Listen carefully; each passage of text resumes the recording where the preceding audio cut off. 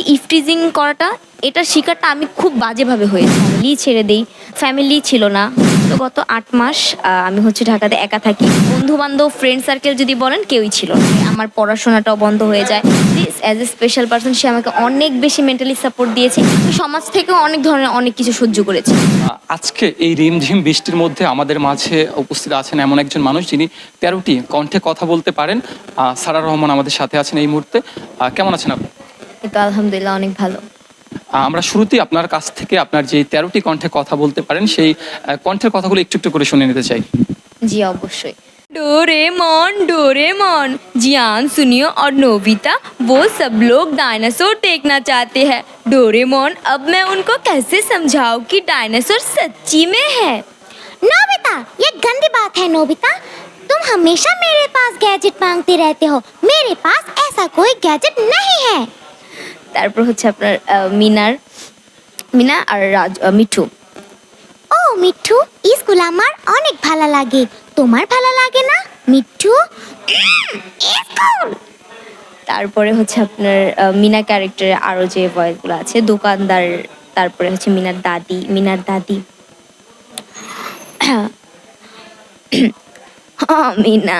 ঠিক কথা কইছো। তুমি অহনো আরো পড়ালেখা করবা, তারপরে আমরা তোমার বিয়া দিমু। অহন আমরা তোমার বিয়া দিমু না। তারপর হচ্ছে আপনার দোকানদারের ভয়েস। দোকানদার বলে, বিড়ার ওই বজ্জা টিয়া পাখি, ওই টিয়া পাখিরে যদি একবার ধরতে পারছি তাইলে আমি ওরে বালা মতো শায়েস্তা কইরা দেব। তারপরে হচ্ছে আপনার শিনচ্যানের বোচ্যান। अरे मसाओ, ये तुम क्या कर रहे हो मसाओ? ये तो मेरा फेवरेट पत्थर था, तुमने वो भी खो दिया मसाओ। তারপরে হচ্ছে नैनी। अरे शिनचैन चलो, आज हम सब लोग घूमने जाते हैं। मसाओ, तुम भी जाओगे ना हमारे साथ घूमने? তারপর হচ্ছে আপনার মাসাও। अरे शिनचैन चलो, आज हम सब लोग मिलके कहीं और जाते हैं। शिनचैन तुम इधर क्यों जा रहे हो? मेरा घर तो इस तरफ है, उस तरफ नहीं है शिनचैन। দেন হচ্ছে পিকাচু। पिका पिका पिका पिका पिकाचू पिकाचू। দেন হচ্ছে আপনার হানি বানির হানি। আরে ছোট ভাই, তুই চিন্তা করিস না ছোট ভাই, আমি সব সমস্যার সমাধান করে দিব।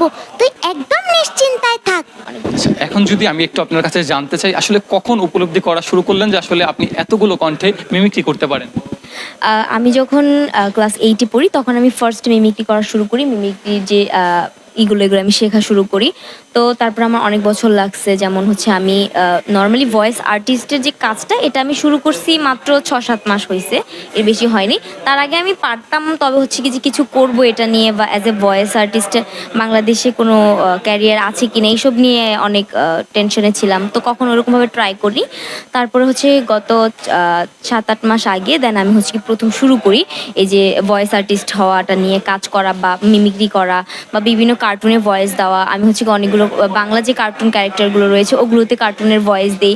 আবার হচ্ছে আপনার বাংলা কার্টুন ছাড়া আদারওয়াইজ যে কার্টুন, অনেকগুলো প্রজেক্টের সাথে কথা চলতেছে ইন্ডিয়াতে এবং দেশের বাহিরেও কিছু নতুন নতুন কার্টুন লঞ্চ হবে। ওইসব কার্টুনের যে মেইন ক্যারেক্টারগুলো আছে ওই ক্যারেক্টারে নতুন করে কার্টুন ভয়েস দেওয়ার জন্য কথা চলতেছে, ওইসব প্রজেক্টে কাজ চলতেছে, তবে এখনো পর্যন্ত সেগুলো শুরু হয়নি।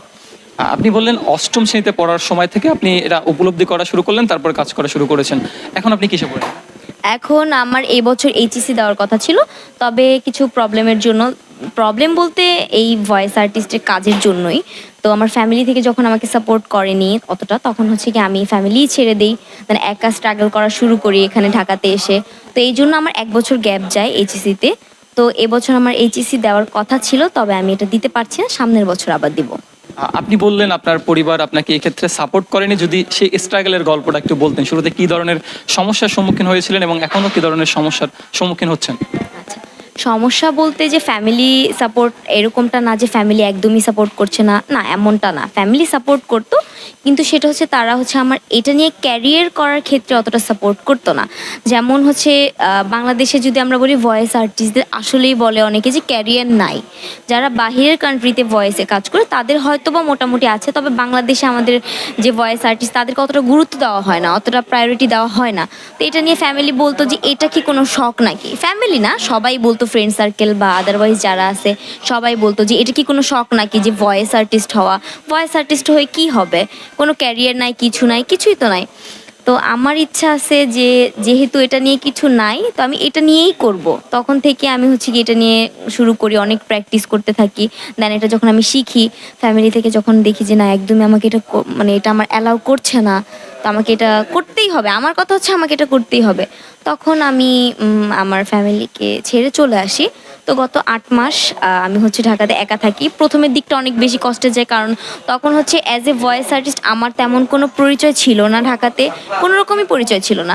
তো আমার চলতে খুব প্রবলেম হয়, আমি ছোটোখাটো সিম্পল জবগুলো ছিল আমি ওগুলো করে মানে নিজের লাইফস্টাইল স্পেন্ড করতেছিলাম অ্যান্ড ট্রাই করতেছিলাম কোনোভাবে যেন আমার voice artist as a voice artist কোনো একটা স্ট্রং কিছু একটা হয়। তো ট্রাই করতে করতে এখন গত 8 মাসে আলহামদুলিল্লাহ সব কিছু ঠিক হয়ে গেছে। এখন দেখছি সাধারণ মানুষও খুব পছন্দ করতেছে আমাকে অ্যাজ এ ভয়েস আর্টিস্ট, আমার কার্টুন ভয়েসগুলো পছন্দ করতেছে। এটাই আমার কাছে অনেক বড় একটা সাকসেস যে মানুষ আমাকে পছন্দ করতেছে, মানুষ আমাকে নেগেটিভ কোনো কিছু না ভেবে আমাকে ভালোভাবে অ্যাপ্রিসিয়েট করতেছে, এটাই এখন আমার কাছে অনেক কিছু। এই যে বললেন পরিবারের বাধা, এই সময় অনেক সময় দেখা যায় সহপাঠী বা অনেকেই হেল্প করে। আপনার যে জেদ ছিল একটা আমার এই জায়গায় আমি এগিয়ে যাবই, আসলে এই জেদে কারো কোনো সহযোগিতা ছিল কিনা বা কেউ কোনো ধরনের আপনাকে মানসিকভাবে সাপোর্টটা দিয়েছিল? মানসিকভাবে সাপোর্ট বলতে আমি যখন আসি সব কিছু ছেড়ে যে অ্যাজ এ ভয়েস আর্টিস্ট আমি আমার নাম বানাবই, তো ফ্যামিলি ছিল না প্রথম। তারপরে হচ্ছে অনেক বছর, প্রায় অনেক দিনই, বছর না অনেক দিন আমার ফ্যামিলির সাথে আমার কন্ট্যাক্ট কম ছিল, খুবই কম, অতটা ভালোভাবে কথা বলতো না কেউ আমার সাথে, যেহেতু আমি এত বড় একটা ডিসিশন নিয়েছি। তারপরে এখানে আসার পরে বন্ধু বান্ধব ফ্রেন্ড সার্কেল যদি বলেন কেউই ছিল না টোটালি। আমি যখন ওই সিচুয়েশনটা থেকে নিজে কিছু করার জন্য আসি তখন এভরিথিং আমার যত যা কিছু ছিল আমার লাইফ থেকে সব কিছু চলে যায়, আমার ফ্রেন্ড সার্কেল থেকে শুরু করে আমার পড়াশোনাটাও বন্ধ হয়ে যায়, সব কিছু আমার মানে কিছু করারই ছিল না, একটা পার্সনও কেউ আমার পাশে ছিল না। But as a special person, একজন স্পেশাল পার্সন এখনো পর্যন্ত, তখন থেকে এখনো পর্যন্ত আমাকে সাপোর্ট করতেছেন, শুধুমাত্র তার সাপোর্টে, তার মেন্টালি সাপোর্টেই আমি এখন এই পর্যন্ত।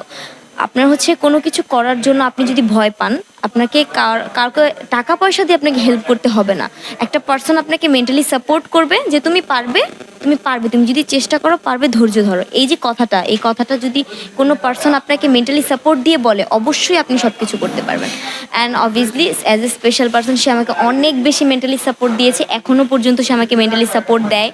আমার একটাই ইচ্ছা যে আমি হচ্ছে শুধুমাত্র যে ক্যারিয়ার করার জন্য ভয়েস আর্টিস্ট হব এমন না, আমি চাই যে আমি আমার লাইফে যতগুলো সময় স্ট্রাগল করেছি, আমার যে লাইফের গল্পটা, আমি অনেক বেশি স্ট্রাগল করেছি, শুধুমাত্র ফ্যামিলি থেকে, ফ্রেন্ড সার্কেল থেকে এমনটা না, আমি সমাজ থেকেও অনেক ধরনের অনেক কিছু সহ্য করেছি, যেটা একটা মেয়ের কাছে যদি বলতে পারি না, সিম্পল ভাষায় যেটাকে বলে অত্যাচার করা, অনেক অত্যাচার সহ্য করেছি। তো আমি চাই যে আমার লাইফের যে স্টোরিটা, আমার যে স্ট্রাগলটা, এটা নিয়ে আমি নিজে একটা গল্প করি, এবং আমার যে গল্পটা, এই গল্পটা প্রত্যেকটা মেয়ে দেখুক, জানুক, এবং তারা যেন এইটা থেকেই রিয়েলাইজ করে যে না, আমরা চাইলে সব কিছু করতে পারি। অ্যান্ড আমাদের যদি ইচ্ছাশক্তি থাকে তাহলে ফ্যামিলি বা সমাজ বা আদারওয়াইজ কেউ আমাদেরকে আটকে রাখতে পারবে না। তো ইচ্ছা আছে বাংলাদেশের একটা ভালো পর্যায়ে অ্যাজ এ ভয়েস আর্টিস্ট নাম নেওয়া, এবং আমার যে লাইফ স্টোরিটা, আমার যে স্ট্রাগলটা, আমার প্রতি হওয়া যে অন্যায়গুলো, এগুলো যেন আমি সবাইকে অ্যাজ এ গল্প প্রত্যেকটা মেয়ের কাছে পৌঁছাতে পারি, যেন তারাও ভবিষ্যতে তার লাইফের যে ইচ্ছাগুলো, তাদের যে ট্যালেন্টগুলো, সেগুলো হাইড না করে সবার কাছে আর কি তুলে ধরতে পারে। আপনি বারবারই একজন মানুষকে খুব মেনশন করছিলেন, আপনি যদি বলতে চান আর কি, না বলতে চাইলে আমরা জিজ্ঞেস করবো না, তাহলে যদি মানুষটির নাম বলেন। আর একটা জিনিস জানতে চাচ্ছি, আপনি সমাজ থেকে বলছিলেন যে বঞ্চনার শিকার হয়েছেন, সেই বিষয়গুলো যদি ছোট্ট একটু করে বলতেন। আচ্ছা,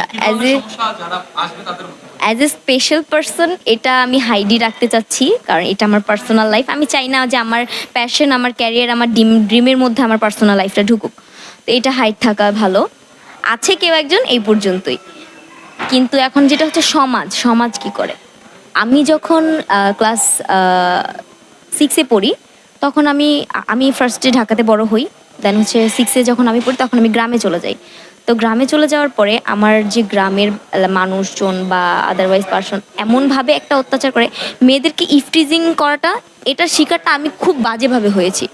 আমি স্কুলে যেতে পারতাম না, আমি পড়াশোনা করতে স্কুলে যেতে ভয় পেতাম। আমি তো প্রায় হচ্ছে টানা 2 থেকে 3 মাস শুধুমাত্র ঘরে বন্দি ছিলাম এইসবের কারণে। আমি হেল্প চাইতাম কারো কাছে, ফ্যামিলিতেও সাপোর্ট করতো, কিন্তু আম্মু বলতো যে ঠিক হয়ে যাবে, আচ্ছা কিছুদিন ওয়েট করো, ঠিক হয়ে যাবে। কিন্তু ওই যে ঠিকটা আর কখনো হয় নাই। যে ওই যে সহ্য করতে করতে করতে করতে ওরা হচ্ছে কি লাইফে পাওয়া যায় যে আরে ভাই ওকে যাইছে তাই বলে তো কিছু বলে না। তো অনেক রকমের আমাকে হচ্ছে কি ইফটিজিংয়ের শিকার হতে হয়, যে রাস্তাঘাটে হাঁটা চলা করতে পারতেছি না, বাজে বাজে কথা বলতেছে, বাজে ভ্যাং করতে। কিন্তু আমার এখানে কোনো ফল্টই ছিল না। অ্যাজ এ পার্সন আমি আমার মতো নর্মাল ছিলাম, কিন্তু মানুষগুলো এতটাই নিচু ছিল, এতটাই বাজে প্রকৃতি ছিল, ওরা আমাকে এত বাজেভাবে ট্রিট করছে, এত বাজেভাবে মানে অত্যাচার করছে যে আমি প্রায় হচ্ছে মানে আমি ওই জায়গাটা থেকে বের হওয়ার জন্য মানে পাগল হয়েছিলাম। এমনও দিন চলে গেছে যে যখন আমি হচ্ছে কি ওখান থেকে স্কুল থেকে বাসা আসতেছি, ওরা আমাকে এমন জঘন্যভাবে ব্যঙ্গ করতেছে, জঘন্যভাবে ইফটিজিং করতেছে যে আমি দৌড়ে দৌড়ে কান্না করতে করতে বাসায় আসছি। আমি বোরকা পরে স্কুলে যাইতাম যাতে আমাকে কেউ চিনতে না পারে, এই পর্যন্ত উঁচু দেয়াল সেটা আমি টপকায় যাইতাম ওইরকম বোরকা পরে, যেন আমাকে কেউ দেখতে না পায়, আমার যেন ওদের সামনে না পড়তে হয়। তারপরে প্রায় টানা 3 বছর, এরকম 6, 7, 8 3 বছর আমি এটা সহ্য করি। তো ওইরকম সহ্য করতে করতে একটা সময়ে যখন আমার বড় বোন দেখে যে না, সে একদিন যখন আসে তখন সে নিজের চোখে যখন দেখে যে না আসলে আমার কোনো ফল্ট ছিল না, ওই মানুষগুলোই এরকম, তখন আমার বোন আমাকে আবার হচ্ছে গ্রাম থেকে ঢাকাতে নিয়ে আসে, আবার এখানে পড়াশোনা করায়। তো ওই যে সময়টা একটা মেয়ের জন্য, যে সময়টাতে পুরো সমাজের মানুষ, পুরো এলাকার মানুষ, সব মানুষ আপনার উপর একটা টর্চার করতেছে, 3টা বছর টানা অত্যাচার করতেছে, ওই সময়টাতে কাউকে পাশে না পাওয়া বা কারো সাপোর্ট না পাওয়া, কারো হেল্প না পাওয়া, এটা খুবই টাফ একটা ব্যাপার একটা মেয়ের জন্য। এটা সহ্য করতে পারে না। এমন অনেক মেয়ে আছে যারা দেখবেন যে কিছু সামান্য ইফটিজিংয়ের শিকার হয়, কিছু মানুষের কথা শিকার হয়ে আত্মহত্যা করে, মরে যায়। কিন্তু আমি একটা সময় ভাবছি যে আমার ফ্যামিলি, আমি কেন মরবো, আমি মরবো না, আমি একদম মরবো না। আজকে যে আমি এখানে সাকসেস, আমাকে পুরো দুনিয়া দেখতেছে না। তো আমার যে সাকসেসটা, এটা আমি মনে করি ওই মানুষগুলোর জন্য একটা জবাব, যে তারা আমার সাথে যেটা করেছে, তারা হয়তো বা যেখানে ছিল ওখানে আছি, কিন্তু তারা আমার সাথে রং করার পরও আমি ওদের থেকে অনেক বেশি উপরে উঠে গেছি।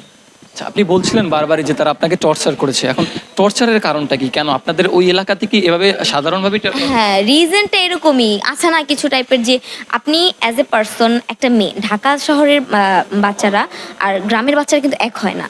তো অ্যাজ এ পার্সন আমি একটা মডার্ন সিম্পল একটা মেয়ে, তো আমার চলাফেরা, আমার সব কিছু একটু অন্যরকম হবে, এটা স্বাভাবিক। এখন আমি একটা জায়গাতে যখন যাব, আমার ওই জায়গাটাতে আমাকে নিজেকে ওই জায়গার মতো মানিয়ে নিতেও কিন্তু আমার সময় লাগবে, তাই না? এখন আমি গ্রামে থাকি, গ্রাম থেকে আমি ঢাকা আসলাম, আমি তো হুট করে চেঞ্জ হয়ে যেতে পারবো না, কখনোই পারবো না, আমার সময় লাগবে ওটা চেঞ্জ হতে। তো এরকম সময়টা আমার প্রয়োজন ছিল, কিন্তু সময়টা আমাকে কারো দেওয়া হয়নি। তারা মানে অনেক রকমের কথা বলতো যে এইভাবে চলে, ওইভাবে চলে, কিন্তু কিভাবে চলছি? আমার কথা হচ্ছে আমি কিভাবে চলছি? আমি কি কোনো বাজে পোশাক আশাক পরছি? না, একদমই না। আমার ফ্যামিলি আমাকে সম্পূর্ণভাবে, যে একটা মেয়ে সুশ্রীল একটা ভালো ফ্যামিলির মেয়ে যেভাবে চলাফেরা করতে, আমার ফ্যামিলি আমাকে ওই রকম শিক্ষা দিয়েছে, আমি ওইভাবে চলাফেরা করছি। কিন্তু ওদের নেগেটিভ থটটা এত বেশি ছিল, মানে যেটা বলার মতো না। মানে আর একটা টার্গেট পয়েন্ট করে হচ্ছে গিয়ে মানে এমনভাবে করা হয়েছে যে আমাকে যখন টার্গেট করা হয়েছে ইফটিজিংয়ের ক্ষেত্রে, তখন মানে সবাই করছে।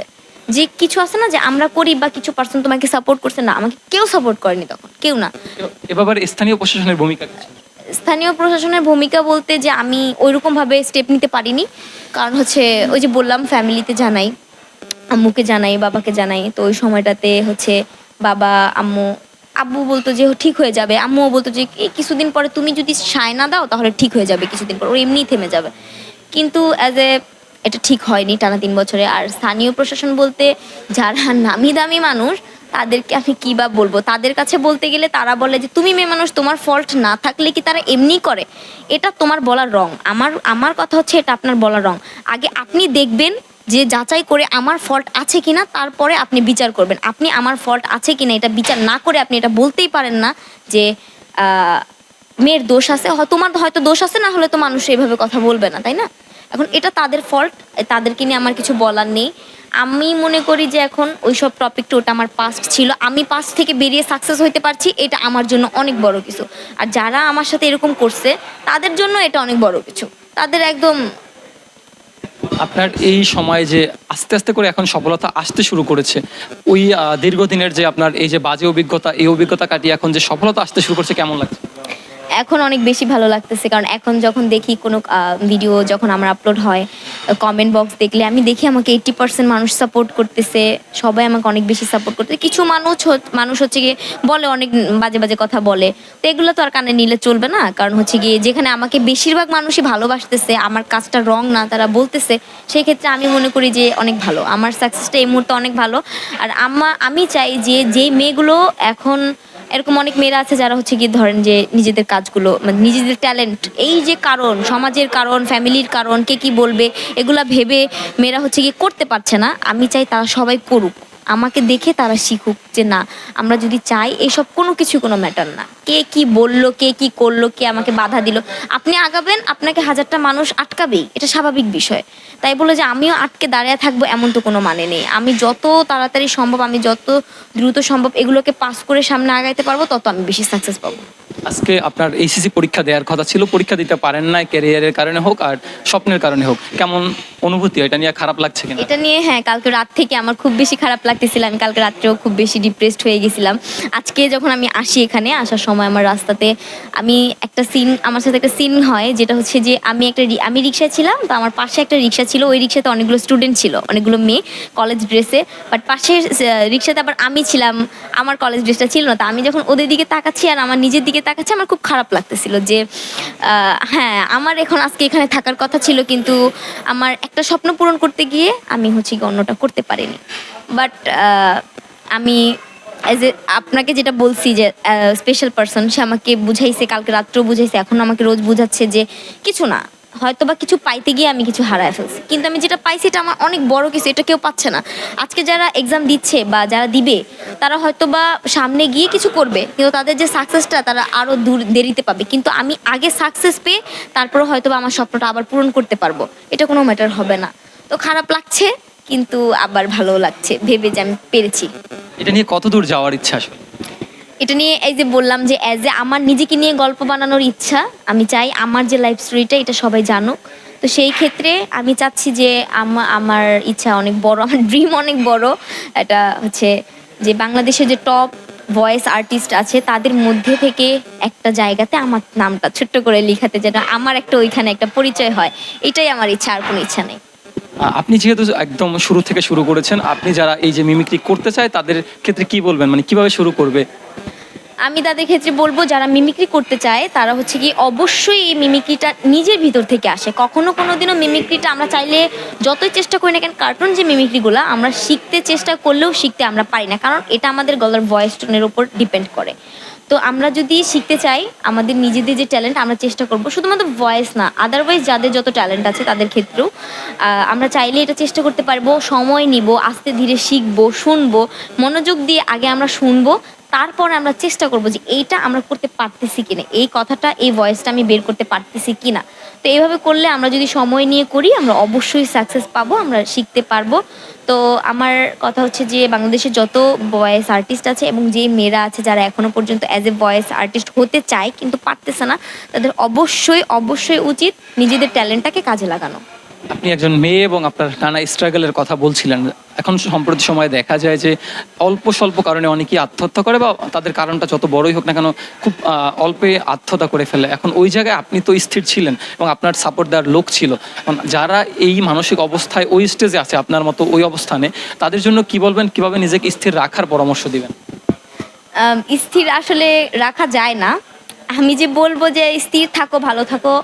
যারা এই সিচুয়েশনটা পার করে তারাই একমাত্র বুঝে যে এই সিচুয়েশনটাতে মানে নিজেকে কন্ট্রোল করাটা কতটা টাফ। তো আমি বলবো যে হয়েছে, কিছু মানুষ অনেক কিছু বলবে, ডিপ্রেশনে পড়বো, মরে যাবো, মরে গেলেই কিছু হবে না। আমার মতো করতে হবে এবং শিখতে হবে, এবং নিজের যে সাকসেসটা, এই সাকসেসটা দিয়ে তাদেরকে দেখাতে হবে যাদের জন্য আমরা এই যে সুইসাইড করার ডিসিশন নেই বা আমরা এমন কিছু করার চিন্তা ভাবনা করি, আমাদেরকে দিয়ে দেখাতে হবে যে না, আমি পারি, আমার যোগ্যতা আছে, আমি পারবো। মরে গেলে তো কিছু হবে না, মরে গেলে তো তারা বেঁচে গেল, তাই না? যে তুমি মরে গেছো, তুমি বেঁচে গেছো, তো আমাদের কি তাতে? আপনার তো কোনো লাভ হচ্ছে না। তো আমার ইচ্ছা, আমি বলবো যে এটা নিয়ে প্র্যাকটিস করো, শিখো, ভেঙে পড়ার মতো কিছুই নাই, আমরা চাইলেই সব কিছু পারবো। তো আমরা যদি চেষ্টা করি আমরা সামনে এগুলো নিয়ে আরো বেশি আগায় যেতে পারবো। তো এই এই যে অল্প অল্প করে সফলতা আসতেছে, এখন কি পরিবারের পক্ষ থেকে কখনো হ্যাঁ, এখনো ফ্যামিলি সাপোর্টটা ছিল মোটামুটি। এখানে আসার পরে কিছুদিন বললাম যে 3-4 মাস একটু একদমই কথা হয়নি, তার হয়েছে অল্প অল্প। এখন আল্লাহর রহমতে ফ্যামিলি সাপোর্ট পাচ্ছি, সবাই অনেক সাপোর্ট করতেছে, সবাই এখন এটাকে নিয়ে অ্যাপ্রিসিয়েট করতেছে। আমার বড় বোনও আমাকে অনেক বেশি অ্যাপ্রিসিয়েট করতেছে, বাবা, ফ্যামিলি মেম্বার বা আদারওয়াইজ সবাই এখন এটাকে নিয়ে আমাকে সাপোর্ট করতেছে। তো এটাই অনেক বেশি সাকসেসের একটা ব্যাপার। অসংখ্য ধন্যবাদ বৃষ্টির মধ্যে আমাদেরকে সময় দেওয়ার জন্য।